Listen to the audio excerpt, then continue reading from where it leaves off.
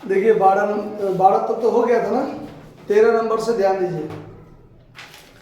13 number से आगे आपको सवाल दिया हुआ है कि जब एक से अधिक साझेदार दिवालिया हो, जब एक से अधिक साझेदार दिवालिया होगा तो उस परिस्थिति में हम लोग क्या करेंगे, कैसे करेंगे, उस पर ध्यान दीजिए।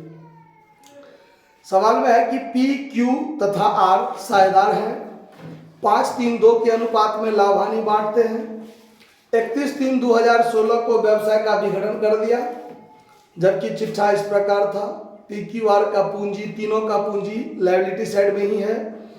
क्रेडिटर है एसेट्स में machine, car, stock, debtor, cash. तो आपको सबसे पहले तो रियलाइजेशन अकाउंट बनाना है। तो आइए पहले रियलाइजेशन अकाउंट का नमूना खींचते हैं। रियलाइजेशन अकाउंट,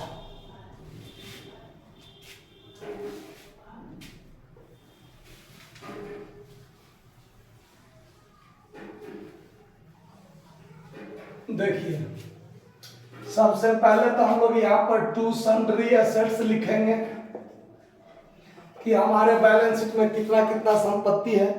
तो मशीन है 50,000 का, मशीन 50,000, कार दिया हुआ है 10,000, उसके बाद स्टॉक 60,000, स्टॉक 60,000, और उसके बाद दिया हुआ है डेटर 45,000, डेटर्स 45,000 रुपया। ठीक है, पूरा को अगर हम जोड़ देते हैं तो ये हो गया आपको 1,60,000, 5 65,000, 1,65,000। ठीक है, उसके बाद लायबिलिटी साइड में देखिए सिर्फ एक क्रेडिटर है 1,00,000 रुपया का, तो बाय क्रेडिटर सीधे लिख दीजिए, बाय क्रेडिटर्स 1,00,000 रुपया।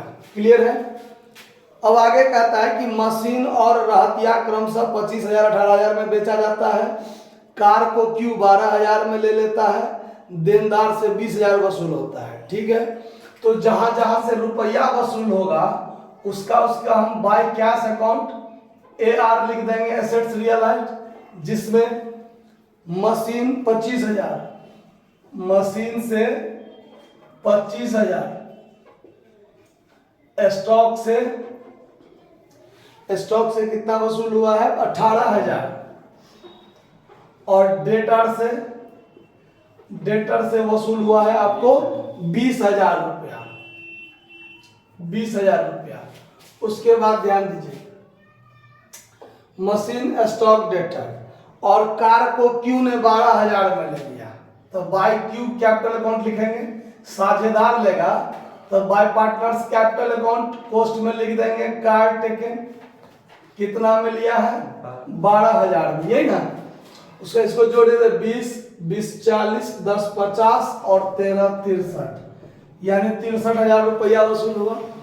उसके बाद कहता है आगे कि किसी भी साझेदार के पूंजी खाते के कमी को दूसरे साझेदारों के द्वारा लाभ विभाजन अनुपात में पूरा किया जाता है। यहाँ स्पष्ट क्लियर हो गया कि ये जो हम लोग नियम नंबर 3 बनाते थे गार्नर बना मर्रे में, कि किसी भी साझेदार के दिवालिया होने की स्थिति में उसकी पूंजी की कमी को बचे हुए साझेदार जो शोधक्षम साझेदार हैं वो पूंजी अनुपात में बांटते थे ना। लेकिन इस सवाल में स्पष्ट कर दिया कि जो भी साझेदार दिवालिया होगा उसकी पूंजी की कमी को बचे हुए जो साझेदार होंगे वो अपने पुराने लाभ विभाजन अनुपात में बांटेंगे। तो यहाँ पर हम लोग पुराने लाभ विभाजन में बांटेंगे। चलिए फिर आगे है पी दिवालिया हो गया और आर सिर्फ 5,000 रुपया ही ला सकता है। देखिए एक तो पी दिवालिया हुआ, दूसरा आर भी दिवालिया होगा लेकिन वो अपने संपत्ति से 5,000 रुपया ही ला पाता है। तो खैर ये जो बात की बात है, पहले रियलाइजेशन अकाउंट। चलिए आगे कुछ नहीं कहा था, तो ये जो लायबिलिटी है उसको पूरा पे करेंगे to cash account. Liability paid में क्रेडिटर को हम 1,00,000 का 1,00,000 पेमेंट करेंगे। अब यहाँ पर फाइनल काम करना है, तो इसको डेबिट साइड का जोड़ क्या होगा, ज्यादा होगा, 2,65,000, 2,65,000। ठीक है, तो 2,65,000 में देखिए यही ज्यादा हो गया शायद, ये 75,000 हो रहा है। आपको कुछ छूटा नहीं ना है तो देख लीजिए, तो नहीं छूटा हुआ है 20, ठीक है। ये 1,65,000, ये 2,65,000, हाँ यही तो कम होगा। ये 75 है ना, 1,75,000, 1,75,000 कम होगा तो कितना होगा 90,000। देख लीजिए, घटाकर देख लीजिए आप लोग। Bye partners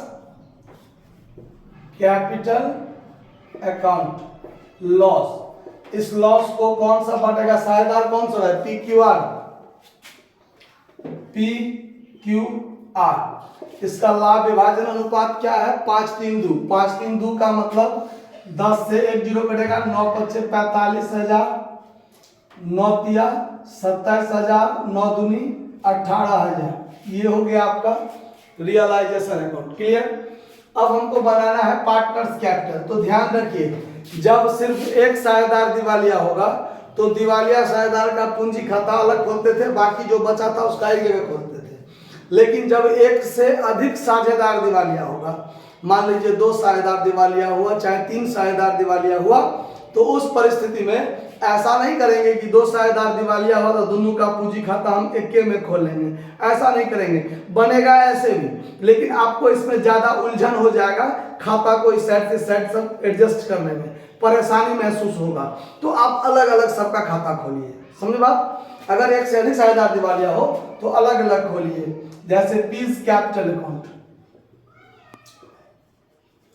piece capital account, P भी दिवालिया हुआ है ना, डेबिट क्रेडिट, यहां पर लिख दीजिए कि ये आपको इंसॉल्वेंट हुआ है, ठीक है। यहां cues capital account, cues capital account, ये भी दिवालिया हुआ है, डेबिट क्रेडिट, ये भाई साहब भी क्या हो गए हैं, दिवालिया हो गए हैं। आर्स कैपिटल अकाउंट, क्यू दिवालिया हुआ है ना, नहीं आर, पी और आर दिवालिया हुआ है, ये सॉल्वेंट पार्टनर है, और ये है इंसॉल्वेंट, इंसॉल्वेंट पार्टनर्स, यानी आर्स कैपिटल अकाउंट। समझ में आया बात। पी दिवालिया हुआ है और आर से 5,000 रुपया ही वसूल हो पाया, तो इसका मतलब आर भी दिवालिया हुआ, बचा कौन, अकेले क्यू।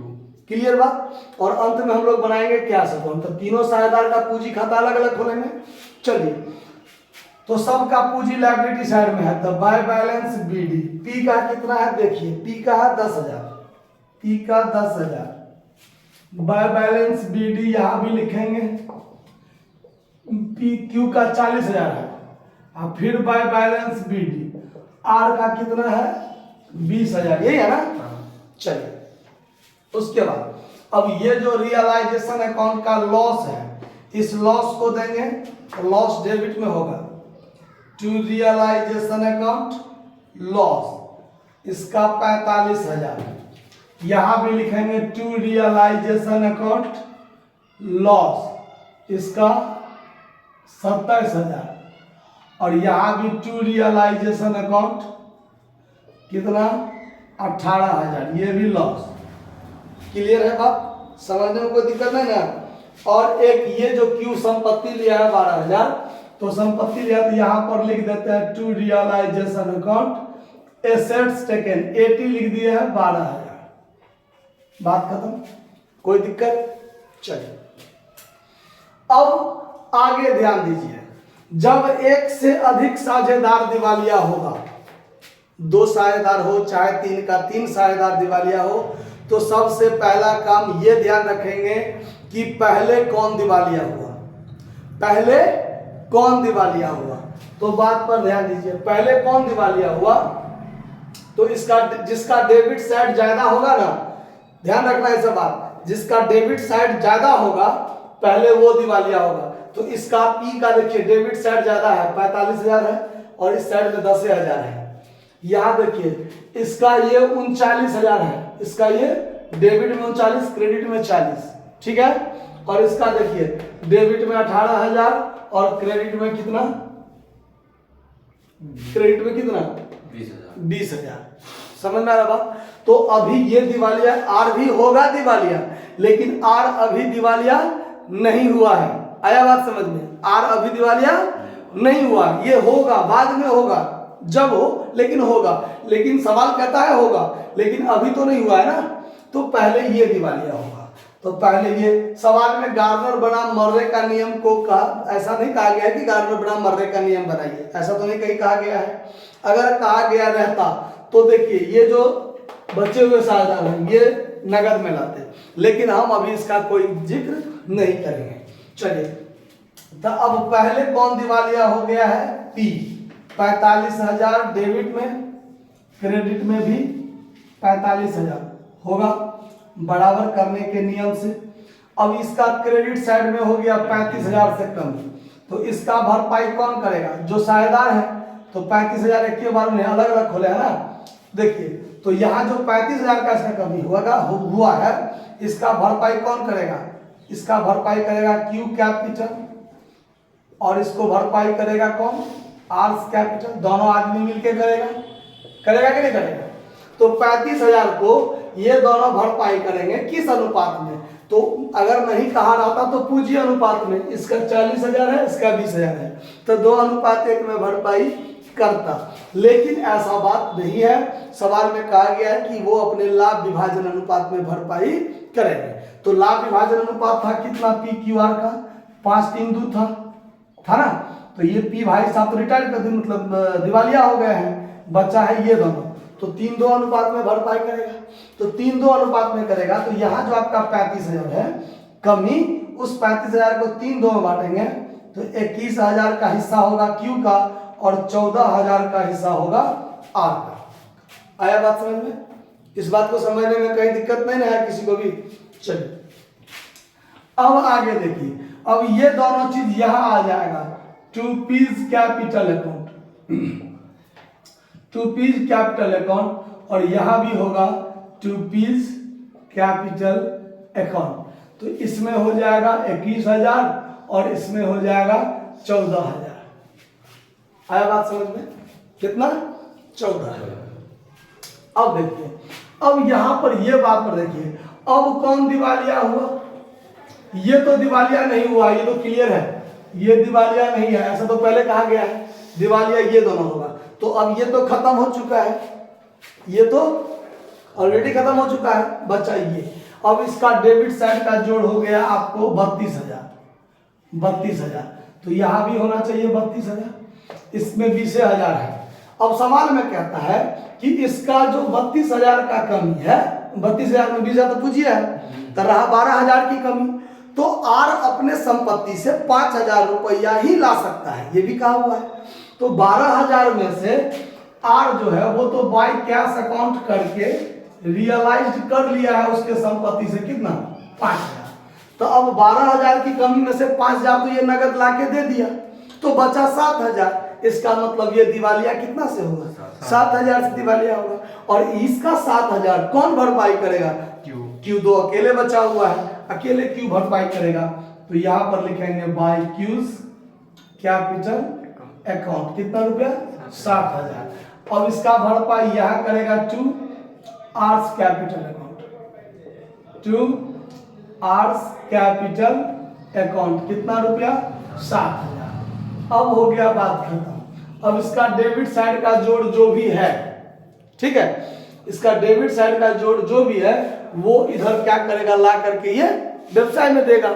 आया बात समझ में। तो अगर मान लीजिए 20, 10, 30, 30, 20, 50, 50 और 10, 60 और 7, 67।